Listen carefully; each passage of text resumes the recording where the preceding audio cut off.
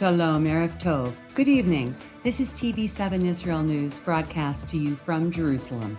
I'm Erin Viner, filling in for Jonathan Hessen. In our top stories, tens of thousands of IDF reservists are heading toward the Gaza Strip ahead of the looming high-intensity offensive against Hamas in Gaza City. Israeli Prime Minister Benjamin Netanyahu proclaims that with God's help, Israel will emerge victorious in the battle against the Hamas terror group. Belgium announces that it will join a group of nations in recognizing Palestinian statehood. The Israeli Defense Forces are operating across the entire Middle East, presenting none other than a decisive victory. In remarks to IDF reservists prior to the ground offensive into Gaza City for battle against the Islamist Hamas terror organization, IDF Chief of Staff Lieutenant General Eyal Zamir declared that the Israeli troops are entering unprecedented areas and operating with courage, strength, valor, and an extraordinary spirit. אויבינו ב-7 לאוקטובר וגם לאחר מכן בכל המזרח התיכון התאגדו כדי לפגוע בנו, כדי להשמיד אותנו. אנחנו פועלים נגד כולם, כל הזמן, ללא הרף, ללא הפסקה. אנחנו פוגעים בהם, אנחנו משמידים אותם, אנחנו מכריעים אותם, ואנחנו מנצחים אותם. אנחנו פועלים בכל רחבי המזרח התיכון. לחמאס לא יהיה מקום להסתתר מאיתנו. בכל מקום שאנחנו נאתר אותו, בין אם זה בכירים ובין אם זה זוטרים, אנחנו פוגעים בכולם כל הזמן. אנחנו נערכים להמשך המלחמה, להמשך הלחימה. אנחנו הולכים להגביר ולהעמיק את הפעולה שלנו, ולכן גם קראנו לכם. אנחנו כבר התחלנו את התמרון בעזה, שלא יהיה ספקות. אנחנו כבר נכנסים למקומות שלא נכנסו אליהם עד היום. הם פועלים שם בעוז, בעוצמה, בגבורה, ברוח בלתי רגילה. אני רוצה להגיד לכם שבשום מקום צה"ל לא מציע שום דבר שהוא לא הכרעה. לא עוצרים את המלחמה עד שמכריעים את האויב הזה. אז עלו והצליחו. הערכה רבה ממני, מכל צה"ל ומכל אזרחי מדינת ישראל למה שאתם עשיתם, על ההתייצבות הבלתי רגילה שיש פה ולמה שאתם עוד תעשו. תודה ובהצלחה לכולם.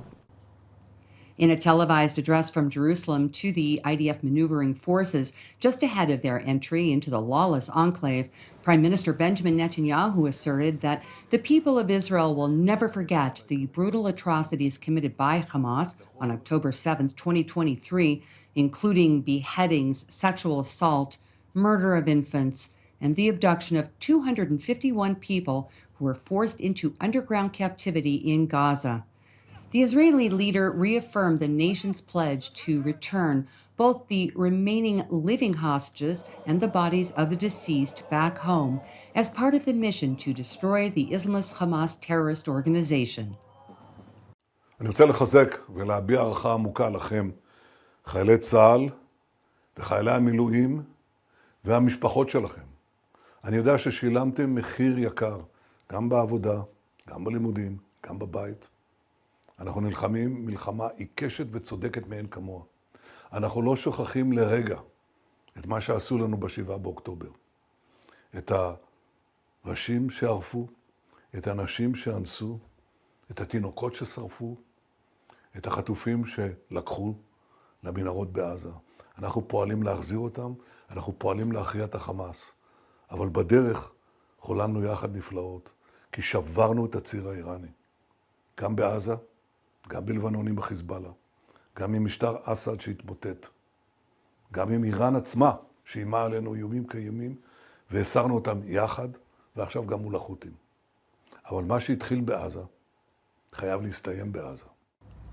Prime Minister Netanyahu continued by proclaiming that the imminent battle will be conclusive and triumphant with God's help.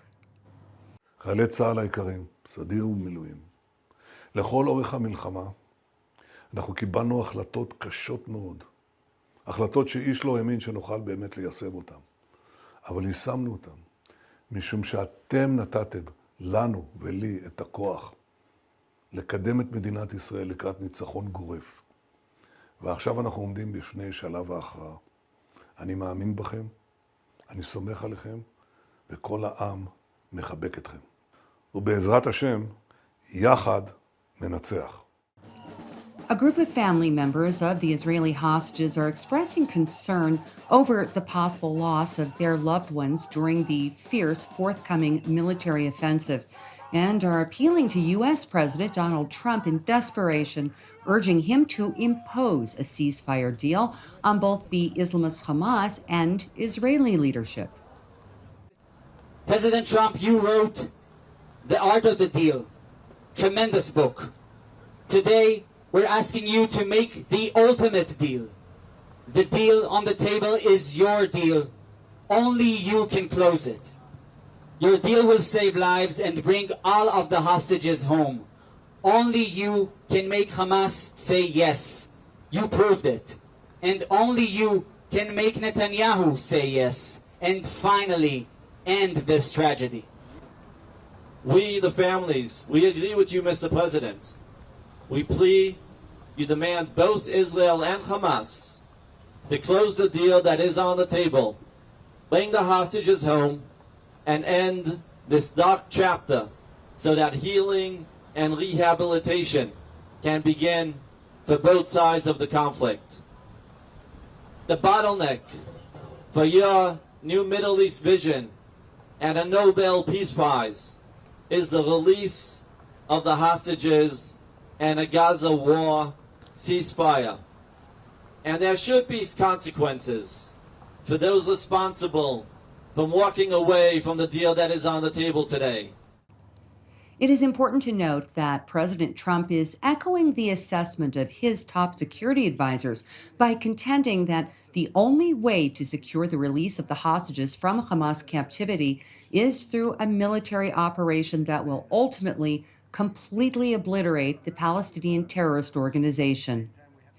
In other news, Belgium has announced its intention to join France, Britain, Canada, and Australia in recognizing a Palestinian state on the sidelines of the annual opening of the United Nations General Assembly later this month. In a statement on X, Belgian Deputy Prime Minister Maxime Prévost wrote, quote, "Palestine will be recognized by Belgium during the UN session, and firm sanctions are being imposed on the Israeli government." C'est une bonne chose, même si je trouve que c'est un peu tard, un petit peu par rapport aux événements que ça dure depuis 2 ans. Après, avec les conditions qu'il y a, c'est par rapport, par exemple, j'ai vu qu'il fallait désarmer le Hamas et tout ça.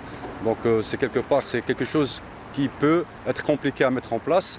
Et donc ce qui va retarder en fait la reconnaissance d'État palestinien. Ça aurait été mieux avec une reconnaissance directe sans condition. Pour moi, c'est voilà. Meanwhile, irrespective of reality on the ground, in which the deeply corrupt Palestinian Authority barely manages to maintain control over territories in Judea, Samaria, and the Jordan Valley, Ramallah officials are spearheading a campaign to gain recognition of statehood and rally international pressure to force the Israeli people out of their ancestral homeland. I think the UK and the rest of the international community realize now we cannot continue managing the suffering. We have got to end the suffering. And we have got to end this idea of bandages, bandages, bandages. We have to treat the root cause of all this. So this is what we are discussing with the UK.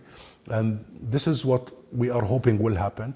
And comes the General Assembly, I think it will be the starting gun for what we hope to be a sprint, not even a march, towards implementing the two-state solution. And we are hoping for an active, effective, meaningful role by the United Kingdom. The Palestinian representative to the United Kingdom continued by blatantly engaging in historical revisionism to claim that Israel is in fact a colonial entity in complete disregard of the Bible, as well as archaeological evidence to the contrary. It's never too late should we garner sufficient international will and momentum and energy to actually backroll occupation, dismantle all these illegal colonial settlements, and establish an independent and sovereign state of Palestine. Israel, under pressure, has dismantled many previous examples of colonial expansion. It has dismantled all of its illegal settlements in Gaza Strip. Now they want to rebuild these settlements. It has dismantled its illegal settlements in Lebanon once they withdraw. So once we create sufficient pressure, meaningful pressure, I assure you it is absolutely possible. Turning to Iran, where Foreign Ministry spokesman Ismail Baghai reiterated the Ayatollah regime's call on the E3 nations of Britain, France, and Germany to alter course after they triggered the so-called snapback mechanism, which is expected to reinvigorate a list of UN Security Council resolutions that include heavy sanctions on Tehran's nuclear program in particular, as well as against its energy infrastructure at large. کشورهای اروپایی خلاصه بخوام عرض کنم این هست که باید صادقانه و مسئولانه با توجه به سوابق مذاکراتی، با توجه به آنچه که خودشون پذیرفتند به عنوان بخشی از تعهداتشون طبق قطعنامه 2231 مواضعشون رو بازبینی بکنند و تلاش بکنند که رویکردی مستقل و بدون تأثیرپذیری از دو بازیگر مخرب دیگه یعنی رژیم صهیونیستی و آمریکا داشته باشن. While blaming Israel and the United States for all of its own intransigence, the Islamic Republic was compelled to acknowledge that no breakthroughs had been achieved during the fruitless talks with the European powers, clearly indicating yet again that Iran is not willing to compromise with the West over its nuclear development. Thank you for watching TV7 Israel News. Please keep praying for the hostages and for the peace of Jerusalem. We hope you'll join us for our next update. I'm Erin Viner wishing you shalom from Jerusalem.